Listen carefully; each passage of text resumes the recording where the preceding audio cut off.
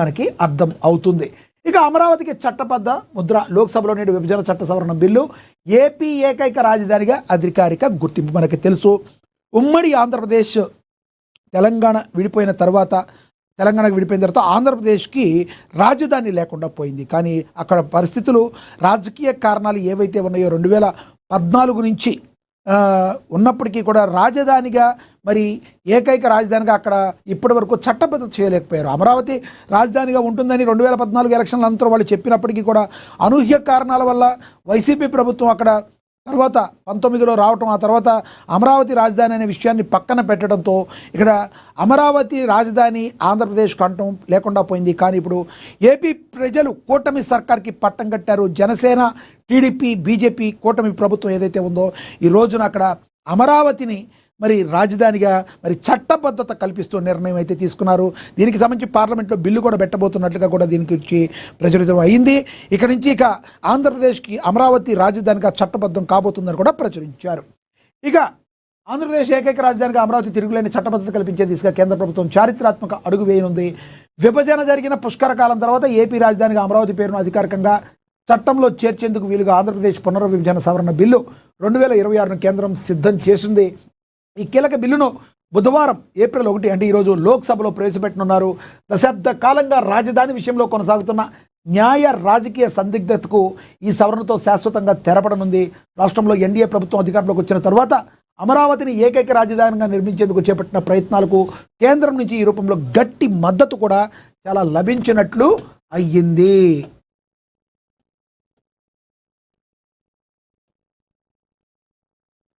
ఈ సవరణ బిల్లు ద్వారా 2014 నాటి ఆంధ్రప్రదేశ్ పునర్విభజన చట్టం సెక్షన్ 5, సెక్షన్ 2లో భారీ మార్పులు చేసుకున్నాయి. ప్రస్తుతం చట్టంలో ఉన్న రాష్ట్రానికి కొత్త రాజధాని ఉంటుందని సాధారణ వ్యాఖ్యం స్థానంలో ఇకపై అమరావతి కొత్త రాజధానిగా ఉంటుందని స్పష్టం పొందుతున్నారు.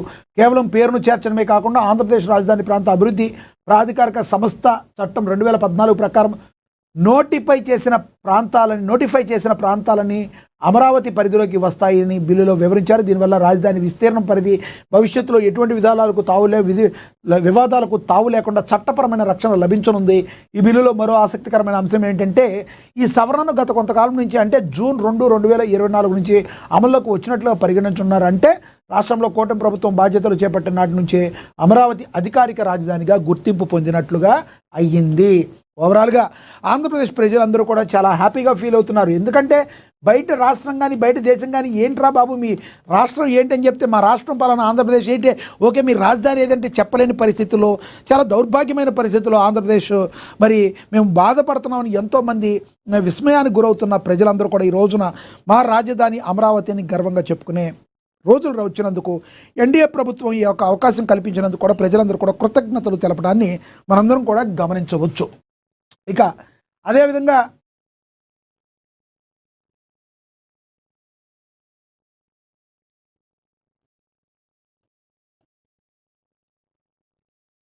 సొంతింటి కలపై సిమెంట్ పిడుగు, సామాన్యుడిపైన రోజుకు 10 కోట్ల భారం, సిండికేట్ కోరల్లో గృహ నిర్మాణం, బస్తాపై 50 రూపాయల వరకు బాధుడు, నేటి నుంచి అమల్లోకి పెంపు, పాత ధరల బుకింగ్లకు కంపెనీల బ్రేక్, బెంబేలెత్తుతున్న మధ్యతరగతి జీవి రియల్ ఎస్టేట్ రంగానికి అగ్గిరాజేసిన ధరల సెగ.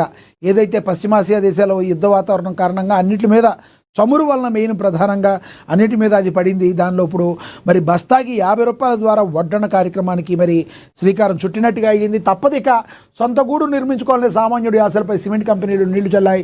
ఇప్పటికే ఇసుక కొరత, ఇటుకల ధరల పెరిగిన కూలీల రేట్లతో సతమతమవుతున్న సామాన్యుడిపై ఇప్పుడు సిమెంట్ పిడుగుపడింది. దేశవ్యాప్తంగా సిమెంట్ కంపెనీలన్నీ ఏకమై ఏప్రిల్ 1వ తేదీ నుంచి బస్తాపై 30 రూపాయల నుంచి 50 రూపాయల వరకు ధరలను పెంచుతూ నిర్ణయం తీసుకోవడం నిర్మాణ రంగంలో పెను సంచలనానికి ఇది ఒక కారణమైందని కూడా ప్రచురించారు. మరి వీటన్నింటినీ కూడా అదుపు చేయాల్సిన బాధ్యత కేంద్ర రాష్ట్ర ప్రభుత్వాల మీద ఉంది. ఇక ప్రజాపాలన ప్రతిబింబించేలా గ్రామ సభలు నిర్వహించాలని డిప్యూటీ సీఎం బట్టి విక్రమార్క తెలిపారు. ఏప్రిల్ 2న రాష్ట్ర వ్యాప్తంగా నిర్వహణకు కసరత్తు, కలెక్టర్లతో మీడియా కాన్ఫరెన్స్, మరి వారికి దిశానిర్దేశం కూడా కలెక్టర్లందరికీ కూడా బట్టి విక్రమార్క చేయనున్నారని కూడా ప్రచురించారు. ఇక ఏఎన్ఎన్ మహా అవార్డ్స్ సెలబ్రేటింగ్ ఎక్సలెన్స్ హార్నింగ్ మరి అచీవ్మెంట్ అని చెప్పి ప్రచురించారు, యాడ్ ఇచ్చారు. దీనిలో ANN health and business awards 2026 ఇవ్వబోతున్నట్టుగా కూడా ప్రచురించడం అయితే జరిగింది. ఇక మహిళల పట్ల వెకిలి చేష్టలు చేస్తే సహించేది లేదు అని చెప్పి ధనసరి సీతక్క ధనసరి అనసూయ సీతక్క తెలియజేశారు. మహాలక్ష్మి పథకంతో 10,000 కోట్ల పొదుపు రాష్ట్ర పంచాయతీరాజ్ స్త్రీ శిశు సంక్షేమ శాఖ మంత్రి సీతక్క తెలిపారు. 10 కోట్ల ప్రయాణాల మైలురాయిపై ఘనంగా వేడుకోలు. మహిళా సాధికారతకు ప్రభుత్వం పెద్దపీట వేస్తుంటే కొందరు విమర్శల పేరుతో వారిని అవమానించడం శోచనీయమని రాష్ట్ర పంచాయతీరాజ్ స్త్రీ శిశు సంక్షేమ శాఖ మంత్రి సీతక్క ఆగ్రహం వ్యక్తం చేశారు. ఉచిత బస్సు ప్రయాణం వల్ల మహిళలు చెడిపోతున్నారంటూ కొందరు చేస్తున్న వ్యాఖ్యను ఆమె తీవ్రంగా ఖండించారు. ఆడబిడ్ల పట్ల వెకిలిగా మాట్లాడితే వారికి తగిన బుద్ధి చెప్తామని సీతక్క అయితే తెలిపారు. మహిళల పట్ల మీరు గౌరవంగా ఉండండి, కానీ ఇలాంటి వెకిలి చేష్టలు మానుకోవాలని సీతక్క అయితే హితవు పలకడాన్ని మనమందరం కూడా గమనించవచ్చు. ఇక తిరుమలలో కొనసాగుతున్న భక్తుల రద్దీ. శ్రీవారి హుండీకి 5.08 కోట్ల ఆదాయం. నిన్న 70,000 మందికి పైగా దర్శనం. సర్వదర్శనానికి 12 గంటల సమయం. ఇందులో కొత్త ఏమీ కాదు. కలియుగ దైవం ఆ వెంకటేశ్వర స్వామి ఎప్పుడు కూడా ఇదే విధంగా ప్రజల యొక్క ఎప్పుడూ కూడా ప్రజలు ఆయన్ను సేవిస్తానికి ఎప్పుడు రెడీగా ఉంటారు. ఎందుకంటే ఆయన అంత గొప్ప దేవుడిగా, ప్రపంచ ప్రఖ్యాతిగా కాంచిన కలియుగ భగవంతుడిగా ఆ వెంకటేశ్వర స్వామి, తిరుమల వెంకటేశ్వర స్వామి ఎప్పుడు కూడా ప్రజలందరినీ కాపాడుతూ వాళ్ళందరికీ కూడా కాపాడుతూ ఉంటాడు. కాబట్టి ఈ రకంగా ప్రజలందరూ కూడా ఆయన కోసం క్యూలు కట్టి వెళ్ళి ఎన్నో గంటల సమయం పడుతుంది. 12 గంటల సమయం కూడా దర్శనానికి పడుతుందంటే మనం అర్థం చేసుకోవచ్చు. ఇక మధ్యలో క్షణికావేశం. భార్య కుమారుడిని హత్య చేసిన భర్త సంఘటన స్థలాన్ని పరిశీలించిన ఏసీపీ అని కూడా రంగారెడ్డి జిల్లా ఆమనగల్లో ఇలాంటి దుర్ఘటన జరిగిందని ప్రచురించారు. ఇక ఆదిలాబాద్ మున్సిపల్లో బడ్జెట్ సమావేశం. పట్టణ అభివృద్ధికి పెద్దపీట. 158 కోట్లతో బడ్జెట్ ప్రతిపాదనలు జరిగాయని కూడా ప్రచురించడం అయితే జరిగింది. పట్టణాన్ని అన్ని విధాలుగా అభివృద్ధి చేస్తామని ఆదిలాబాద్ జిల్లా collector Rajarshi Shah, municipal chairperson Bandari Anusha అన్నారు. మంగళవారం స్థానిక మున్సిపల్ కార్యాలయంలో 2026-27 ఆర్థిక సంవత్సరానికి సంబంధించిన వార్షిక బడ్జెట్ సమావేశంలో వారు పాల్గొన్నారు. 2026-27 ఆర్థిక సంవత్సరానికి సంబంధించిన ఆదాయ వ్యయాలపై సుదీర్ఘంగా చర్చించి మొత్తంగా 157.97 కోట్లతో అంచనా ఆదాయ వ్యయాలకు కౌన్సిల్ ఆమోదంతో ప్రతిపాదన సిద్ధం చేశారు. ఈ సమావేశంలో కలెక్టర్తో పాటు మున్సిపాలిటీ పురోగభివృద్ధి బడ్జెట్ అత్యంత కీలకమని, గత ఆర్థిక సంవత్సరంలో నిర్దేశించుకున్న లక్ష్యాలను ఎంతవరకు చేరుకున్నామో సమీక్షించుకుంటూ కొత్త సంవత్సరానికి తగిన ప్రణాళికను రూపొందించాలని సూచించారు. మున్సిపల్ ఆదాయాలను పెంచుకోవడంతో పాటు అనవసర ఖర్చులు తగ్గించుకోవాలని కలెక్టర్ సూచించారు. మున్సిపాలిటీలో పారిశుద్ధ్యం, మంచినీటి సరఫరా, వీధి దీపాల నిర్వహణ వంటి మౌలిక సదుపాయాలకు అత్యంత ప్రాధాన్యత ఇస్తున్నట్లుగా తెలిపారు. అమృత్ పథకం కాలపరిమితిని మరో ఏడాది పొడిగించినట్లుగా కూడా తెలియజేశారు. ఏదైనా ఆదిలాబాద్ అభివృద్ధి లక్ష్యంగా మున్సిపల్ చైర్పర్సన్ ముందుకు వెళుతున్న తీరు మనందరం కూడా గమనించవచ్చు. మున్సిపల్ చైర్పర్సన్గా ఈ రోజున అద్భుతంగా ఆవిడ పాలన కొనసాగిస్తున్నారంటే వెనకాల కంది శ్రీనివాసరెడ్డి అనే బలమైన శక్తి ఉండి ఆవిడ్ని గెలిపించడంతో పాటు ఎప్పటికప్పుడు దిశానిర్దేశం చేస్తూ ఆదిలాబాద్ యొక్క అభివృద్ధిని ఏ విధంగా చేయాలో Kandi Srinivasa Reddy Adilabad Congress party assembly incharge ముందుకు తీసుకువెళ్తున్న తీరుతో అక్కడ ప్రజలందరూ కూడా ఎంతో హ్యాపీగా ఫీల్ అవుతున్న పరిస్థితిని మనందరం కూడా గమనించవచ్చు. ఇక బాసర క్షేత్రాన్ని అభివృద్ధి చేస్తామని, ఆదిలాబాద్లో గోదావరి పుష్కరాలకు పటిష్ట ఏర్పాట్లు, సీఎం పర్యటనకు అన్ని ఏర్పాట్లు పూర్తి చేయాలని రాష్ట్ర దేవాదాయ శాఖ కమిషనర్ హనుమంతరావు తెలియజేశారని ప్రచురించారు. ఇక మహిళల ఆర్థికాభివృద్ధికి ప్రభుత్వం చేయూతనిస్తుందని మంచిర్యాల జిల్లా కలెక్టర్ కుమార్ దీపక్ తెలియజేశారని కూడా ప్రచురించారు. ఇక మహాలక్ష్మి ఉచిత బస్సు ప్రయాణంతో మహిళలు ఆర్టీసీ బస్సులో 10,000 కోట్ల ఛార్జీలు ఆదా చేశారని ఎమ్మెల్యే ప్రకాష్ గౌడ్ తెలిపారు. అదేవిధంగా గ్రామాల్లో మౌలిక సదుపాయాల కల్పన ధ్యేయంగా ప్రభుత్వం పనిచేస్తుందని రాజేంద్ర నగర్ ఎమ్మెల్యే ప్రకాష్ గౌడ్ తెలియజేశారని కూడా ప్రచురించారు. ఇక అదేవిధంగా చూసుకుంటే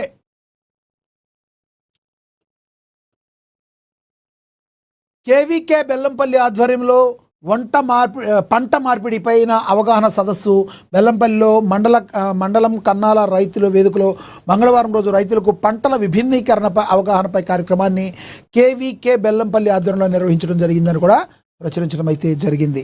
అదేవిధంగా చూసాం, నాడు జలగం నేడు అమిత్ షా నక్సల్స్ నిర్మూలన సమాప్తం అని చెప్పి ఒక ఆర్టికల్ రాయటం కూడా జరిగింది. దాని గురించి దాన్ని మనం చదువుకున్నాం.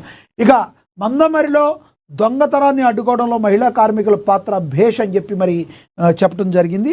అధికారులు వాళ్ళని అలా గుర్తించినందుకు సన్మానించడం కూడా జరిగింది. ఇక వసతి గృహంలో ఆరోగ్య శిబిరం, మణుగూరులో టీబీ ముక్త భారత్పై చిన్నారులకు అవగాహన కల్పించారు. ప్రాథమిక ఆరోగ్య కేంద్ర పరిధిలోని లంక మార్లం గిరిజన బాలికల వసతి గృహంలో ఆరోగ్య శిబిరం నిర్వహించి విద్యార్థులకు వైద్య పరీక్షలు చేసి అవసరమైన మందులను కూడా సంబంధిత అధికారులు పంపిణీ చేశారు. ఇక ప్రజాసేవలో ముందుండే ఉప సర్పంచ్ బోర్గం పహాడులో గుండె వెంకన్న ముదిరాజ్ కాలనీలో డ్రైనేజీ పనులు చేపడుతున్నట్లుగా కూడా ప్రచురించారు. ఇక గ్రామాల్లో సర్పంచ్ల పర్యటన, పారిశుద్ధ్యంపై ప్రజలకు అవగాహన ఉండాలని చెప్పారు. మణుగూరులో పారిశుద్ధ్యంపై ప్రజలకు అవగాహన కల్పించడం అయితే జరిగింది. ఇక బదిలీపై వెళుతున్న సత్తుపల్లి బదిలీపై వెళుతున్న విజేందర్కు వీడ్కోలు సన్మానం, విజేందర్కు ఘనంగా సన్మానించారు. జేవీఆర్ ప్రాజెక్ట్ ఆఫీసర్ ప్రహ్లాద్ అని కూడా ప్రచురించడం అయితే జరిగింది. ఇక సింగరేణి సీఎండీతో సీఎంఓ ఏఐ చర్చలు సఫలం జరిగాయని మందమరిలో దాని గురించి కూడా ప్రచురించారు. ఇక పెనపాక నియోజకవర్గ అభివృద్ధికి మణుగూరులో పెనపాక నియోజకవర్గ అభివృద్ధికి మంత్రి సీతక్కకు ఎమ్మెల్యే పాయం వినతి పత్రాన్ని ఇవ్వడం కూడా జరిగిందని కూడా ప్రచురించారు. ఇక కృష్ణారం గ్రామంలో దశల వారీగా పారిశుద్ధ్య పనులు చేపడుతున్నారు. పారిశుద్ధ్య పనులను పర్యవేక్షిస్తున్నారు గ్రామ సర్పంచ్ రాజేశ్వరి. సర్పంచ్ పనితీరుకు గ్రామస్తులు ప్రశంసల వెల్లువ కురిపించారని కూడా ప్రచురించడం జరిగింది. యాసంగి ధాన్యం ప్రతి గింజ కొనుగోలు చేయాలని జిల్లా కలెక్టర్ భద్రాద్రి కొత్తగూడెం జిల్లా కలెక్టర్ అంకిత్ తెలియజేశారని కూడా ప్రచురించారు. విద్యార్థులకు నాణ్యమైన ఆహారాన్ని అందించాలని, శుభ్రత వాతావరణం కనిపించాలని, పాఠశాలలో తనిఖీలు చేయాలని భద్రాద్రి కొత్తగూడెం జిల్లా కలెక్టర్ అంకిత్ తెలియజేశారు. వాళ్ళందరికీ కూడా దిశానిర్దేశం చేశారు. ఇక భద్రాద్రి కొత్తగూడెం జిల్లాలోనే బకాయిలు ఇప్పించండి అని కలెక్టర్కు రైస్ మిల్లర్స్ అసోసియేషన్ సభ్యులు విజ్ఞప్తి చేయడాన్ని కూడా ప్రచురించారు. ఇక కుషాయిగూడలో 11 లక్షలతో ప్యూరిఫైడ్ వాటర్ ఫిల్టర్ ఏర్పాటు చేసినట్టుగా కూడా ప్రచురించారు. మహాలక్ష్మి పథకం భువనగిరిలో